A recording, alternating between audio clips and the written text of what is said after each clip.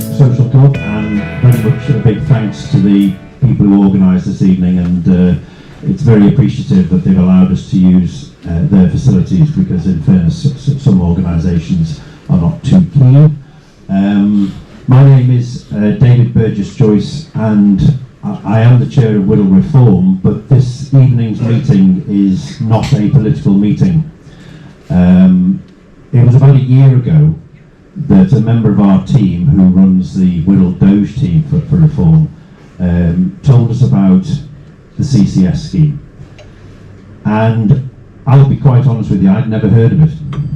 I'll put my hands up, I'd never heard of it until he mentioned it. But this is a man who has a significant background in chemistry, and he explained to us exactly just how terrifying this pipeline really is. And so what we did at the time was we invited the local press to one of our meetings and told them about it as well. It is fair to say that it's only really hit the stocks when the company Peak Cluster sent out some very, very glossy brochures and leaflets to all of you, and suddenly people have realised that this is quite a terrifying prospect on the Wirral. So there's a whole host of things that are likely to happen, and we are picking up more and more horrific details as we go on, and Mark will explain that to you because it's Mark's evening. But please be aware, this is not a political meeting, and so we don't really want to get into political discussion. This is just, we are genuinely concerned as you are. We saw what happened at Hildeberg's a couple of weeks ago, and we realised that the public have got a genuine interest in just how terrifying the potential for disaster this really is. What's my campaign credentials? As David said, I was told about it in October 2024, and I started looking at the carbon capture and storage.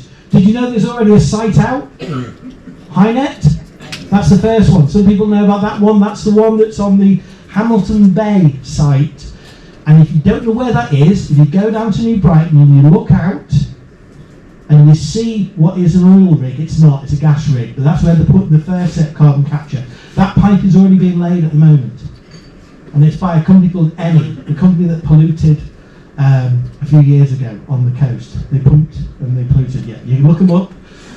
Right, so I started looking at the chemistry. I am going to show you a little bit of chemistry. I'm not going to bore you on it. If you know about it, you'll understand. If you don't worry about it. But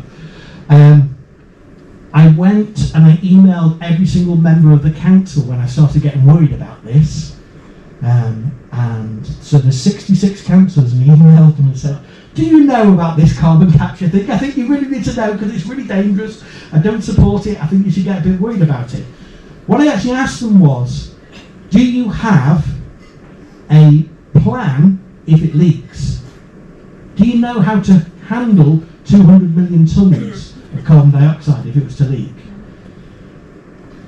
Guess what their answer was? I found out that the council actually voted for the first pipeline in 2022. You can look it up. I spoke to a number of councillors. They didn't actually know what they were voting for. The headline they got was, this is an environmental friendly item, it'll give jobs. And it's a fair comment. If you don't know, I'd say find out before you vote, but that's a genuine position. I'm not decrying them. It's possibly very hard for them to read. There you go. I am being a bit cynical. I don't want to make it too controversial, but if I just bore you to death, it's not very nice. So I'm trying to make it a little bit entertaining as I go. Okay, I raised the national petition. We've reached 10,000 signatures. That's a milestone, and there's a reason that's so important, because the government will ignore it until it gets to 10,000. They'll probably ignore it still, but at that point the government are legally obliged to look at it. If we get to 100,000, they're legally obliged to do debate. I'm going to talk a little bit about petitions near the end, but not right now. Okay, and I was published in the Liverpool Post about 3 weeks ago. Lawrence interviewed me actually back in November, asked me a lot about it. Right. that's a quick introduction. Now we'll get into the good stuff. The hole, the gas, the hazards. As I said, there is one site called the Hamilton Bay site. That is where the first carbon capture dump in the northwest is. The second site, which is the Peak Cluster site, will end up in Morecambe Bay. So they're bringing a pipe all the way around from the middle of the country down the Wirral to the edge of the Wirral, and then they're going to pump it all the way back up to Morecambe Bay. There's a lot I can say about that. This capacity of this one is 200 million tonnes. I'm going to explain a little bit about that later. This capacity is 1 billion tonnes. That's 5 times the size of the capacity. Right, what can I tell you a little bit about what carbon capture and storage is? Basically, they take carbon dioxide from industry, they pipe it or ship it or whatever, and they put it in a hole. It's not actually a hole, they put it into the rock, which is under the sea. So it's not on the seabed, but it's drilled right down. And this rock is where they actually got the methane gas from. That's because this is an old methane gas field. And that's true of the Hamilton Bay and the Morecambe Bay. In fact, those fields have been drilled since about 1976 it started. So they're drilled and then they release, and then they move and they're drilled again, release. So that rock's been drilled a lot. When that rock is, before it's drilled, it's rock with this gas in it. Makes it really compress, this gas. Because since you drill it, the pressure pushes the gas out, right? So when that pressure is being released, the rock starts to soften a little bit because it's moved. So you get seismic cracks. And then they drill again, and you get more seismic cracks. And you always get seismic movement with this sort of rock. It's sandstone, so it'll rock about and it'll break a bit more and it'll break a bit more. Now the genius plan is we pump gas back into it. It's a different gas, carbon dioxide, and that will re-stress that rock. And that rock's being stressed, released, stressed from drill, and now it's being re-stressed back. Guess what it's going to do? It's going to crack. And it's going to keep cracking. This is a forever chamber, they tell us. That means it's got to live there forever. I just want to frighten you a little bit. 200 million tonnes of carbon dioxide. Just get a scale for you. If you fill Coca-Cola bottles, and you put them to the size of the Liverpool Radio City Tower, you would have to fill Coca-Cola bottles from Southport, 8 miles in, just filling them up to the height of the Radio City Tower, all the way down coast to Liverpool, the whole of the Wirral, down to Colwyn Bay. That's what's going to go into this rock. It's going to be there, and they hope it doesn't leak. And I'm really worried. Lots of people tell me it's not going to leak. Lots of people told me diesel cars were safe. I'm worried. that it's not a forever solution. I've talked about fracture pressure. When you pump that gas back in, these companies have to do this in a really controlled way, because if they pump too hard, they'll shatter the rock and it will immediately leak. So there's a really careful, controlled pumping, supposedly. Now, if you blow up a balloon, doesn't it get harder as you keep blowing, because the pressure's building up and pushing back? And so the problem and the engineering challenge for these guys is not to push too hard to fracture the rock, but to push hard enough to keep getting the gas in. And all the way through the lifetime of that, they're going to push harder and harder. And there will be micro fractures. Let's be honest, it's going to happen. Right.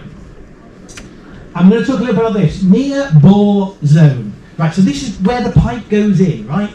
The chemistry and the physical chemistry is quite interesting right there, because this gas has been in a compressed format, it's been pushed in this pipe all the way through, and then it gets into this porous rock, and it expands immediately. Now, carbon dioxide, when it expands, it cools. So it gets really, really cold in a chamber which is about 60 to 100 degrees.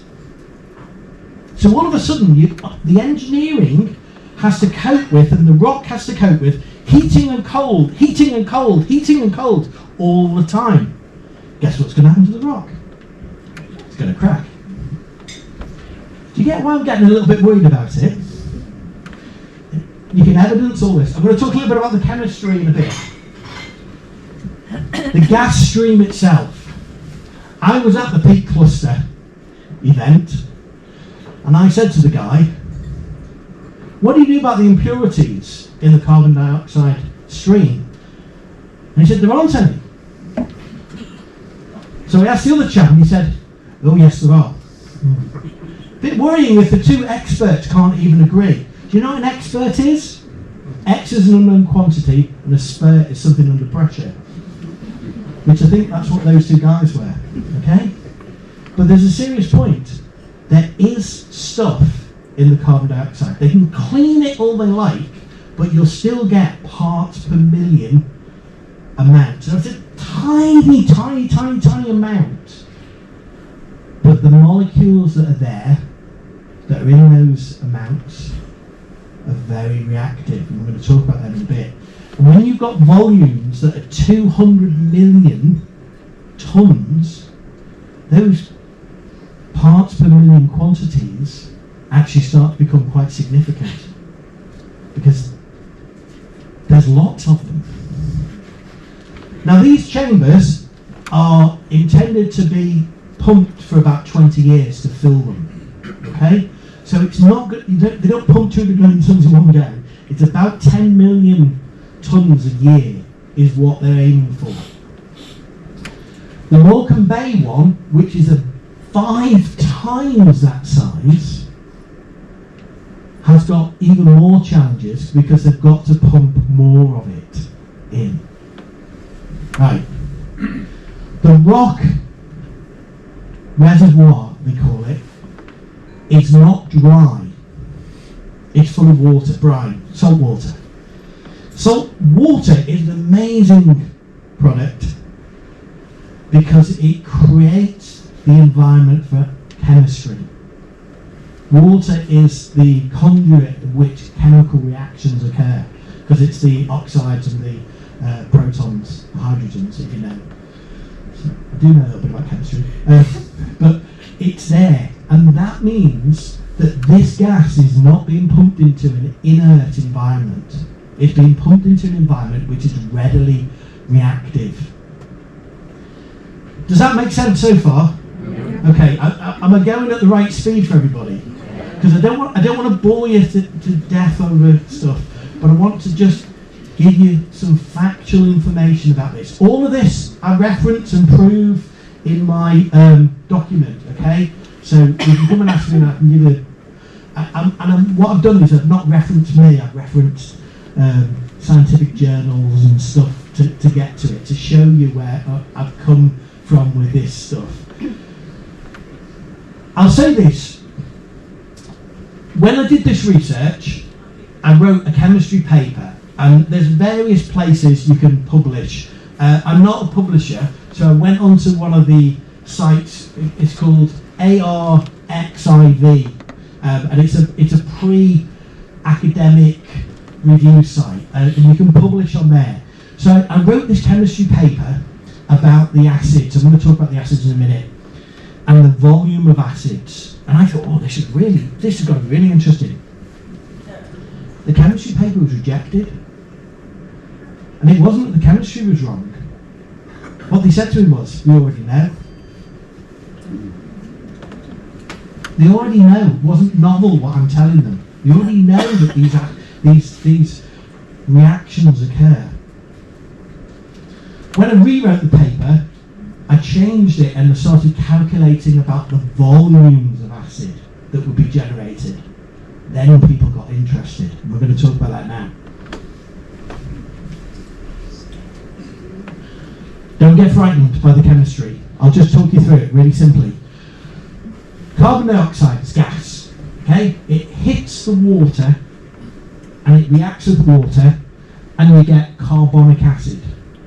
Now, carbonic acid is a fairly fundamental habit. It's a reversible reaction. It's sort of the carbon dioxide touches water, makes a reaction, is released. That's going on all the time in this massive rock. Okay, it's not a tiny little chamber. It's the rock that this is occurring in. And as they push the gas through the rock, the gas drifts through the rock. That's happening. Now, the thing about that that's important is other acids are able to form when you form carbonic, because you create an environment where you've got readily, you could call them free radicals, protons, hydrogen ions. Okay, are you following so far? Okay, it's not. I'm not getting too. I don't want to get into the chemistry too much. Now, remember I said to you a few minutes ago that there's some other stuff in that gas. That other stuff is sulfates, nitrates. There's actually heavy metals in there as well, which is another story. But what you end up with is that sulfuric acid. Proven, as I say, when I went to publish the paper, they said, no, we know that already. So sulfuric acid is a very, very corrosive acid. It'll eat away. Remember we said about the cracks in the chamber? What do you think it's going to eat? Fish. The weakest point. No, there's no fish, it's rock.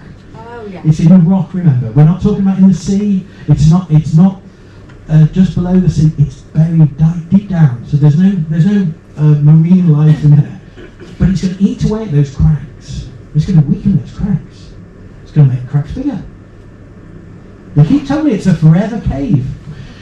They keep pumping more carbon dioxide in, and that carbon dioxide is going to keep reacting.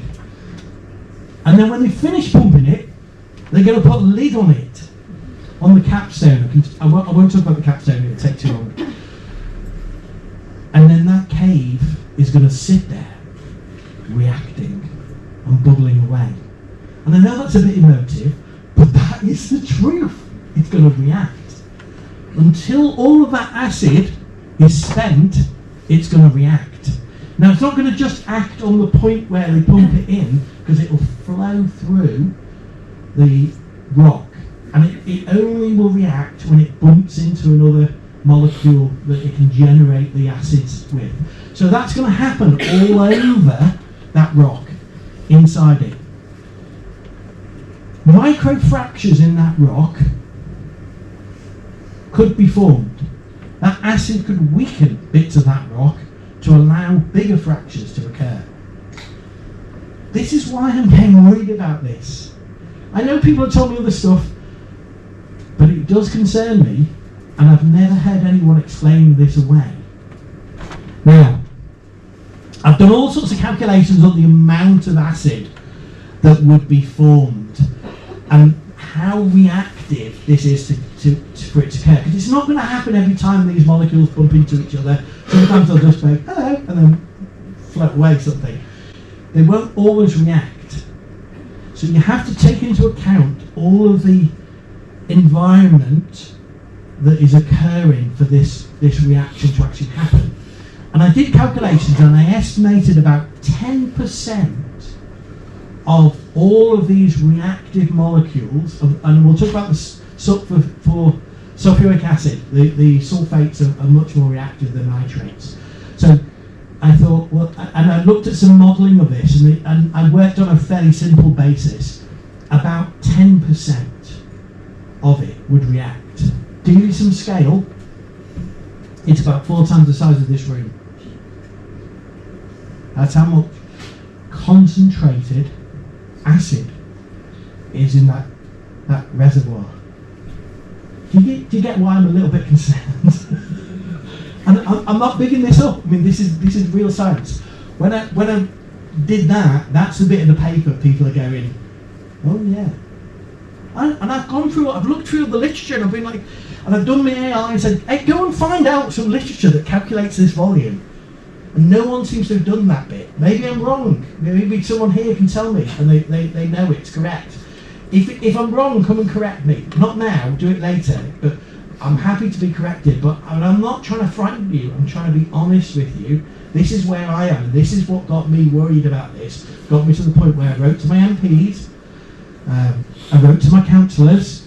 I started a national petition, and this is before peak cluster, because I was like, no, I don't want this in my neighbourhood. I will talk about this for a minute. There are other stuff in there. There's heavy metals, and those acids will release heavy metals that are in the rock that's there. Now, those heavy metals can be really nasty, because there's mercury in there, there's cadmium. These are all grade 1 poisons.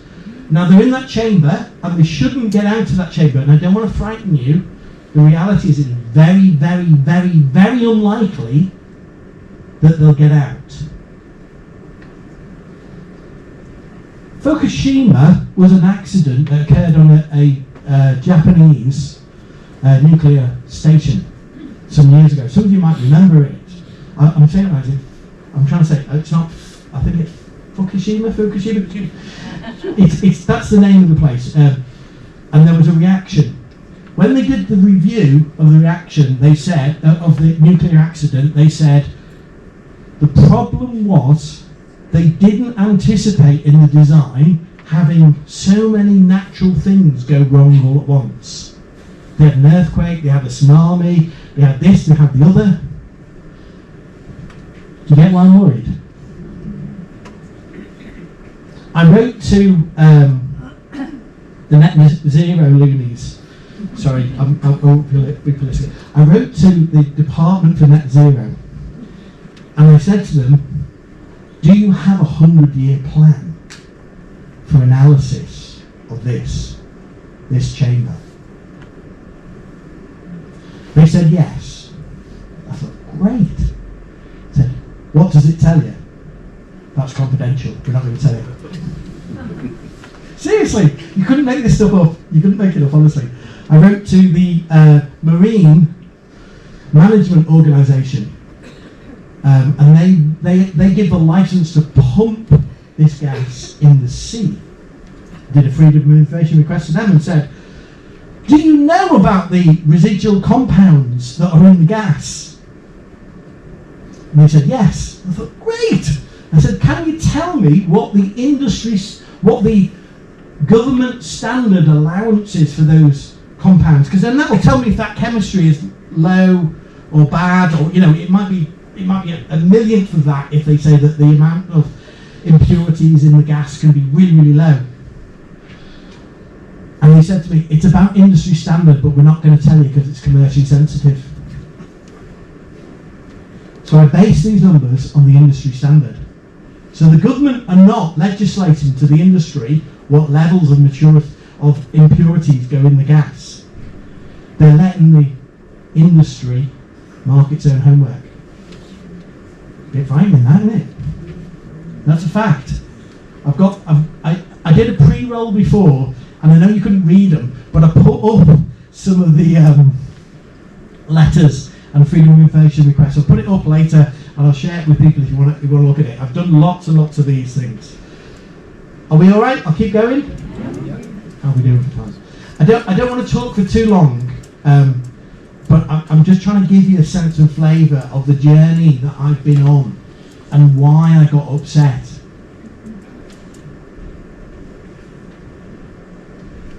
This is my grandson, well, one of them, and that's New Brighton Beach. And we were playing on the beach one day, and he just sat down, and I like to take the odd photograph, and I just thought, I've just got to take that one, because that just says so much. That photograph says so much. And I took that shot, and I've submitted it to a competition, and I thought, might get some money from it as well. I didn't win, so it didn't matter. But I used this in a video I'm going to show you. I am part of the Doge team. We do push stuff out every now and again. I've done, and that is the political bit. So this isn't political, but you have to understand we do push stuff out. It is political. I'm from a political party, and my objective in a political party is to promote my party and my things. I'm not doing that tonight. I'm trying to be honest with you. But you may see some of these. But this one I wrote before I'd been told that it was 130 million tonnes of carbon dioxide originally that I thought was being pumped in. It's now 200 million. I did get things a little bit wrong at that time, but what I'm saying in this, you'll get.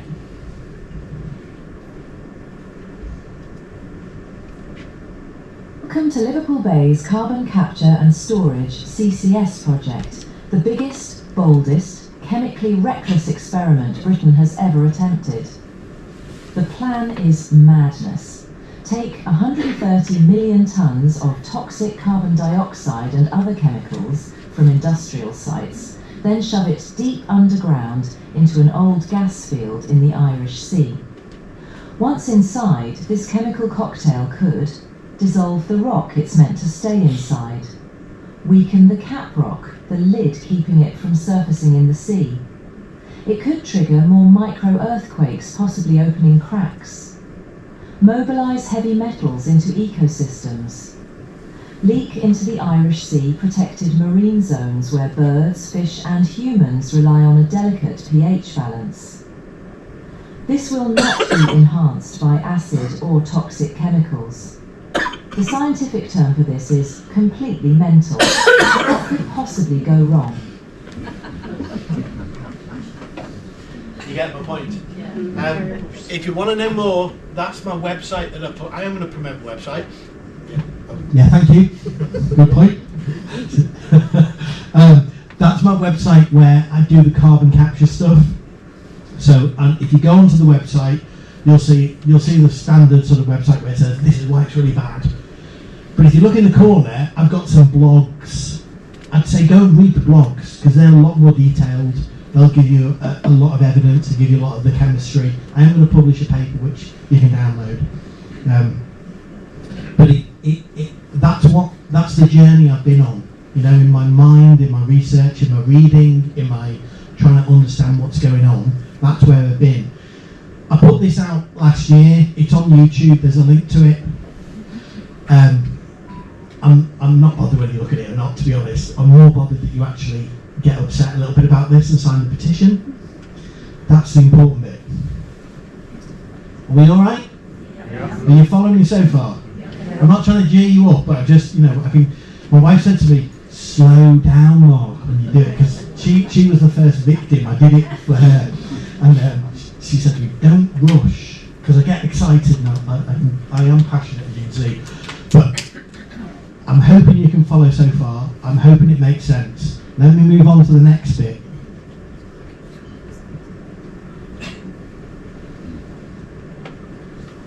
The pipes, the gas, the safety problems.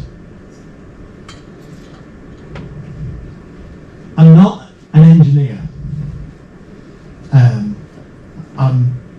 I'm a qualified chemist, but I work in IT and I do IT now. I don't do chemistry as a profession. But like anybody else, I can read and I can do research and I can check what's being said is accurate and whether it isn't. And as I said to you before, I would say to you, do your own homework. Don't take me at my word. Check me out. Lots of people who disagree with me fact check me and say, yeah, whatever, that's fine. You form your own opinion. Don't do it because you think I'm a nice person. Do it because it matters for your kids and your grandkids.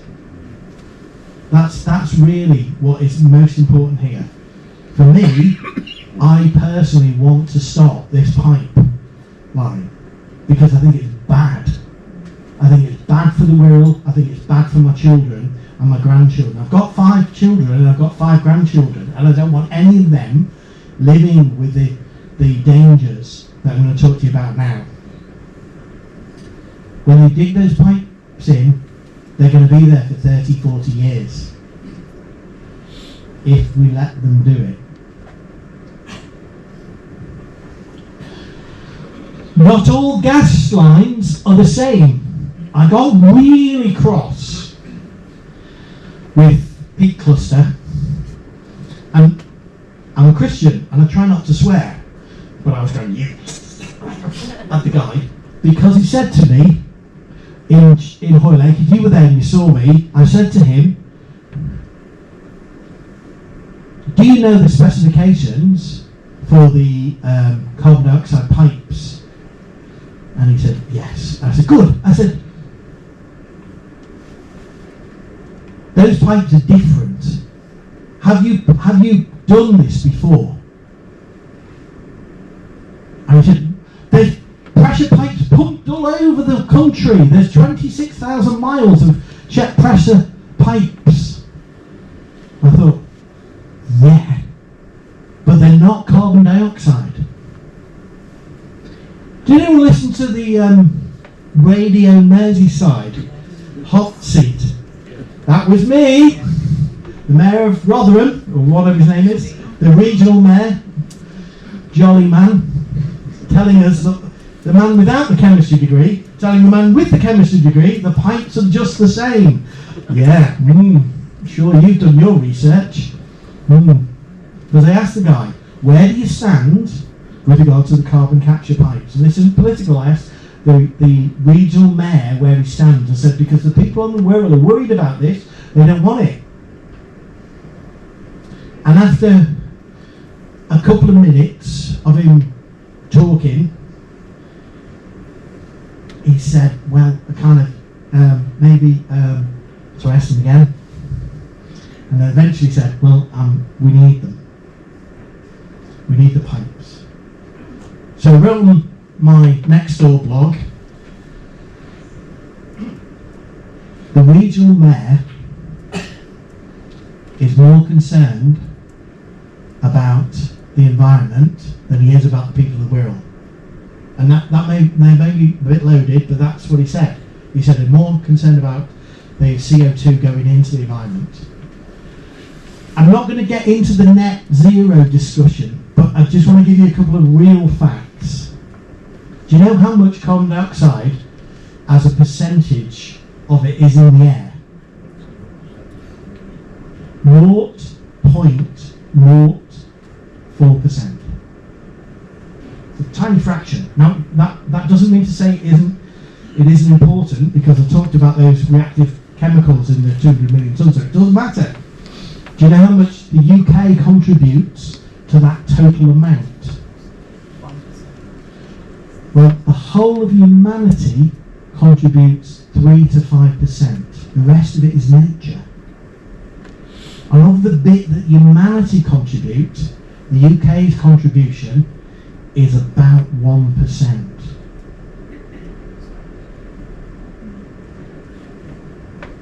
I'll let you come to your own conclusions with that one. Not all pipes are the same. Is that me? No, it's not. Okay, that's all right.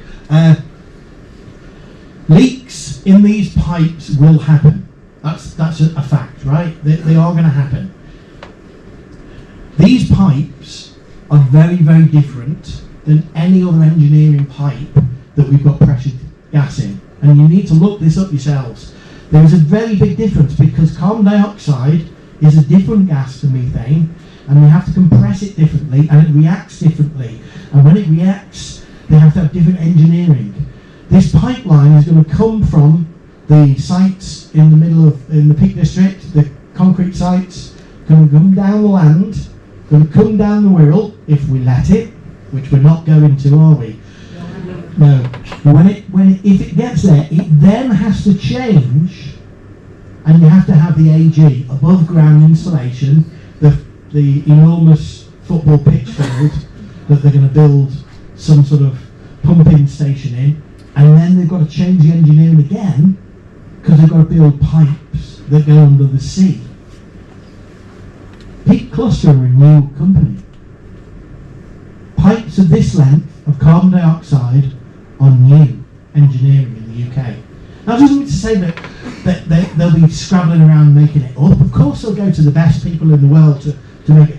Because I don't believe Peak Cluster wants it to break or pop, because that causes them more problems.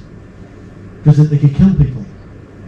I'm sure they don't want to do that either, and it's expensive for them if that happens, and it's difficult for them. But they've not done this before in the UK, and I just want you to understand this is novel to this company. I'm sure there's experts that have done it before, but I want you to just appreciate that. Now let me go on and tell you some of the facts. The regulations around these pipes are very interesting. Did you know that carbon dioxide is not classified as a toxic gas? We'll talk a little bit more about that later. Okay, pipes do leak, it's a fact, pipes fail, and the engineering, particularly for the carbon dioxide pipes, it has to be particularly clever, because one of the residual problems is they pressurise the gas into what's called a fluid. And the reason they do that is because if they were to pump it as a gas, it would take 100 years to pump that much. So they have to squeeze it down. When they squeeze it down, it actually converts it back into like it's like semi-liquidy, but it's at very, very high pressures. And then that flows down the pipe. And that pressure and that gas is very reactive at that point, and it's punching at the pipe. You know, when you blow a balloon and it pushes up, the air's pushing to get out of the balloon. Well, that's what's going on in the pipes. And one of the major engineering challenges is something called running ductile fractures. Now, they're very, very rare, but they're very well understood in industry. And it's something that Peak Cluster and anybody building these pipes has to take into account. Remember what I said about the carbon dioxide when it's pumped into the gas chamber and it comes out of the gas chamber? There's like this quite violent expansion of the gas because it's getting cold. Well, a running ductile fracture is where there's a leak of carbon dioxide that's pressurised in a pipe, and as it gets out into the atmosphere, it cools down really, really quickly, and it causes fractures in the metal pipe. And because more gas is being pushed out of that same hole, the fracture runs along the pipe, and it basically cracks the pipe. It's not a little crack. They've got cracks that have run for 500 metres to 1,000 metres. So nearly a mile. Now, if that pipe was to crack that amount, this pressurised gas is being released. So an enormous quantity of gas is released very, very quickly. And that's what happened in the Algeria pipe burst. An enormous amount of gas burst immediately, and it was a running ductile fracture. So the engineering, they have to take into account and build breakages in the pipe to stop that fracture running all the way down the pipe. Another problem with that is, and I don't know if you've read any of the Peak Cluster stuff about AG1, which is above ground insulation 1, they talk about the chimney that goes up, don't they? And they're still a bit vague as to how big how tall that chimney has to be. But the whole point of that chimney is, if they get another pressure constraint and problem, they have to release it because they don't want to run a ductile fracture. So that means that they will turn the valve on, or whatever it is. It won't be a man, it'll be automated. And the valve will release pressure and release that carbon dioxide into the atmosphere. And the idea is that they release that high enough up that it floats away. Did anyone point out to them that carbon dioxide is heavier than air? That's a fact. And I know they know about it. I am being a bit cynical. It's that they have engineered and considered that. But they have to do that because if they don't, and they were to have this pressure problem, it would explode the pipes. So it's a significant design challenge for them. What did I say before? This is a company that's never done this before. Oh, yeah, sorry. Do you see why I'm getting a bit worried? Microfractures and fatigue. Now this is more realistic. And this is very, very, very likely. And the problem for the engineering and the companies that do these sort of pipes, and this is any company that does pressurised pipes, is over time you get stress fractures. And they do have to engineer for these things. You've got to remember, when a gas is travelling down a pipe, it's causing vibrations in the pipe because it's bashing into the pipe. And those vibrations are harmonic vibrations, and they will cause fractures in the pipe if there is components of the pipe that are weak enough.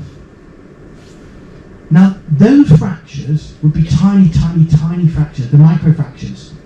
That's where the problem is, because if carbon dioxide was to seep out and the fracture didn't expand, it could seep out in smallish quantities relative to the 200 million tonnes, but I'm sure it's not going to be a little amount. But it could leak for 10 years.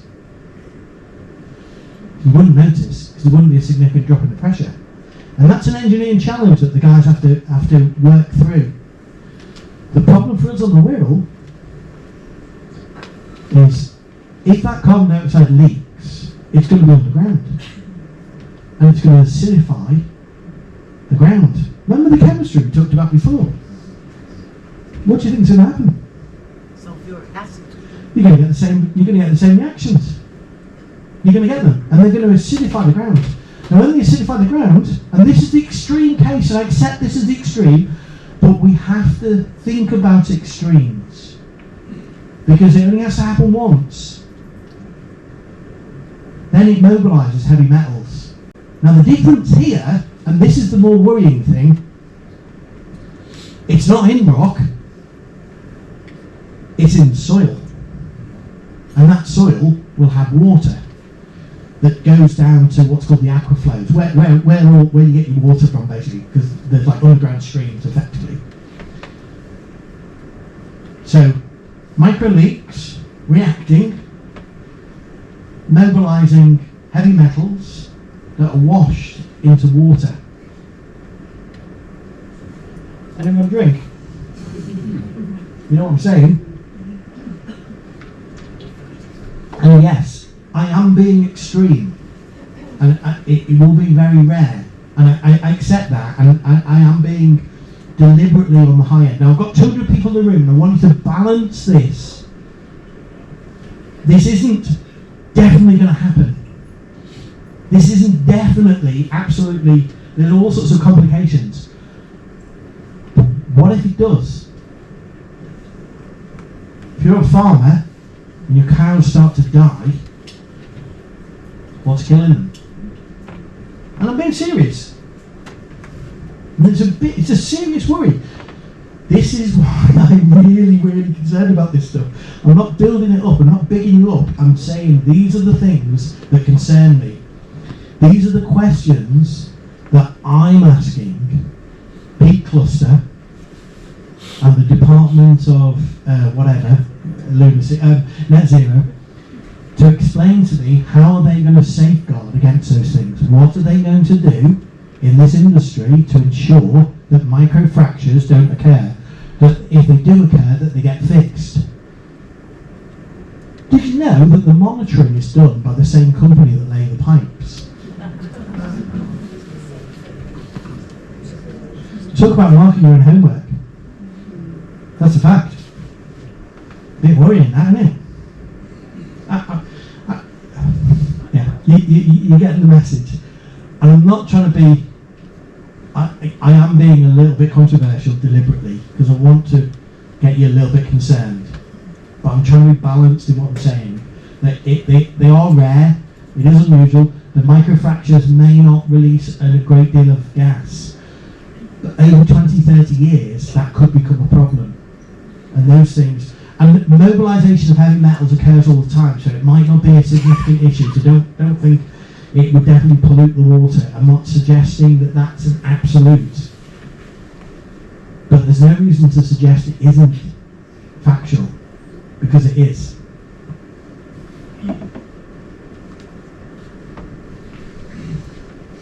The gas CO2, the silent killer. Okay, bit of truth now.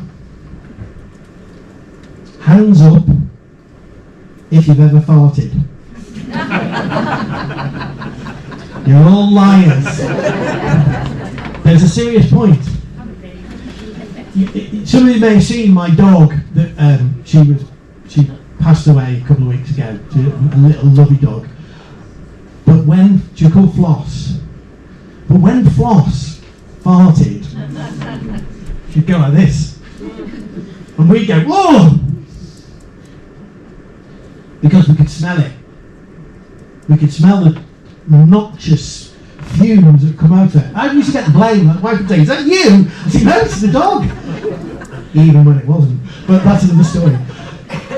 But carbon dioxide doesn't smell. So it's a problem. If there's a leak, you can't tell. If there's a big leak, you can't tell till people fall over. Now hopefully they'll just feel dizzy, and very often most of the cases that there are documented where there's been a release of gas, people haven't died. I'm yet to find one where they have. Maybe there is, someone can tell me. All the ones I've read about were 43, and lots of people on Facebook have posted say that they died. They didn't. They were hospitalised, right? They were feeling sick, nauseous, because they absorbed too much carbon dioxide. But it is a problem, and it does occur, and it can occur. It can kill. It suffocates you, basically. You breathe it in, and you're not breathing oxygen in.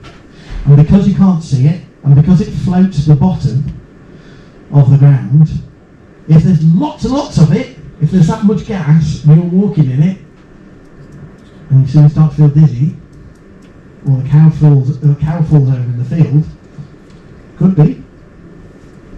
It's a real problem. Death can occur. It doesn't occur immediately. It's not quite. There's different opinions. It's not quite as noxious as carbon monoxide. You've probably, if you've got a gas burner or something in your house, you might have a detector. It's the same principle. It's a slightly different gas, but the principle's the same. It blocks the absorption of oxygen, and basically you're in a really nasty state. It's a problem for rescuers because they can't tell how big the cloud is if there's an emergency. So it becomes, if there's a real serious incident, it's really difficult to control, because it's controlled by the wind, and it's controlled by that, and then it's controlled by them having to detect how much gas there is. So it's a major problem. I can't speak too much more about it. I don't know enough about it. I'm not you'd probably need a fireman or someone. I'm not going to pretend to go any further on that conversation. But it's a serious point. If there is a leak that's significant, then why not know? Until you start feeling ill. If it leaks in the sea, it acidifies the sea. If there's a micro leak, what happens is, remember we talked about the chemistry of the ocean? In my video, if it leaked significantly, you'd wake up one day and there'd be millions of fish dead. So what I did was, I wrote to the Irish government, because when the UK government do something like this, if it's in a sea that's shared, I said to the Irish government, "Do you know this is going on?" And they said, "Yeah." I was like, "Okay, we might be able to do something with the EU and get them to campaign against it," but no, they said they knew. You can try, but right, let me move on. I'm going to go for a break in a minute, but let me carry on. Okay, the safety problem, and this is quite an interesting one, and I touched on this a little bit before. Under UK rules, carbon dioxide is not classified as a dangerous fluid.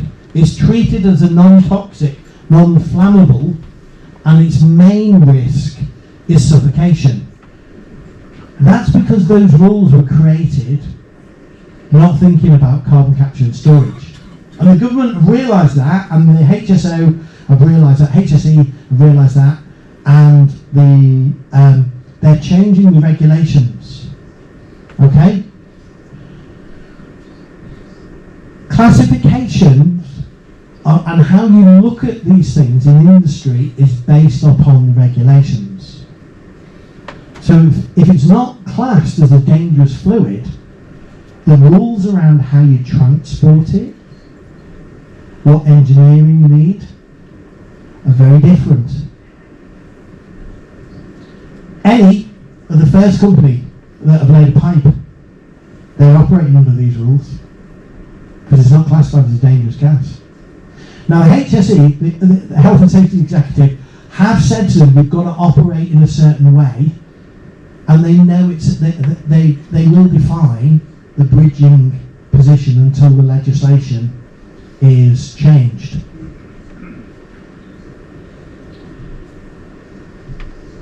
But it matters because of this. Each of these companies have to produce an environmental impact assessment. What they can't do is produce an assessment that's based on the new rules coming in. They're not allowed to. These are government processes, and they have to follow the letter of the process. So that means the impact assessment is based on these not being toxic gases. It's based on the lower classification.